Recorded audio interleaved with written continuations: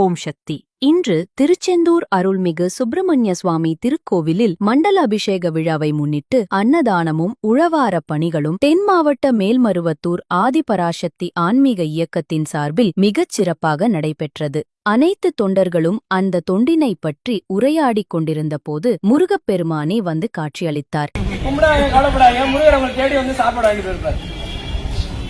நான் காலையிலே சொன்ன மாதிரிதான் அவருக்கு நைவேத்தியம் பண்றப்ப